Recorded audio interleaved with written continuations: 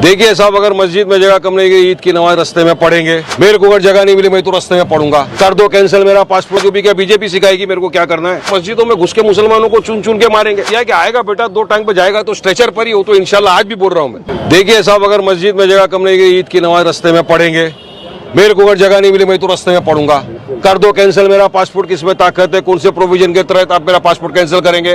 अब मेरे को मेरी छत है, वहां मेरे को नमाज पढ़ना, खाना खाना, जो भी क्या बीजेपी सिखाएगी मेरे को क्या करना है?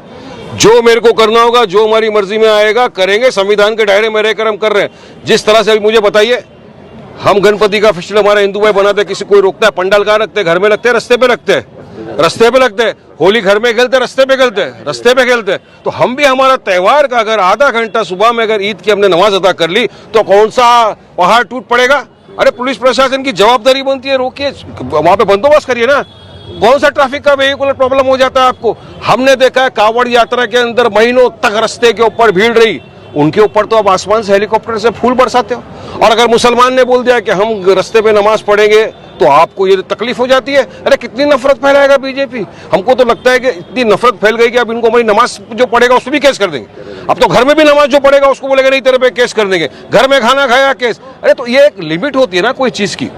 संवैधानिक तौर से काम करना चाहिए देश के अंदर। तो इस तरह की अगर दादागिरी धांधली से कोई डरता नहीं है।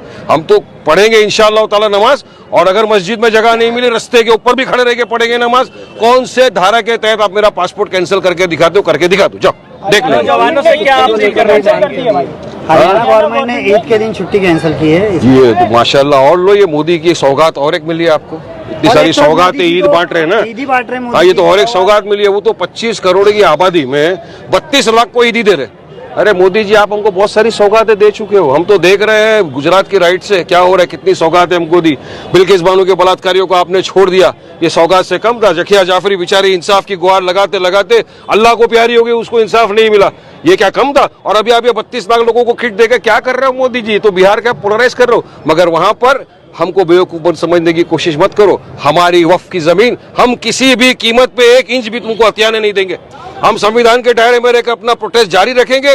देश भर में हम इसके खिलाफ एहतजाज हमारा जारी है और आगे भी जारी रहेगा। हम चाहते हैं मोदी सरकार ये जो असंवैधानिक गैर कानूनी वक्फ का बिल लाया उसको वापस ले, फौरी तौर से वापस लेना चाहिए। कहीं ना कहीं 2014 के बाद अब मोदी जी को लोगों को, मुसलमानों को ईदी बांटने का। अब मैं तो वही बोल रहा हूँ ना भाई, अभी 10 साल हो गए। 10 साल में 20 ईद अपनी आ गई, कभी बांटे क्या?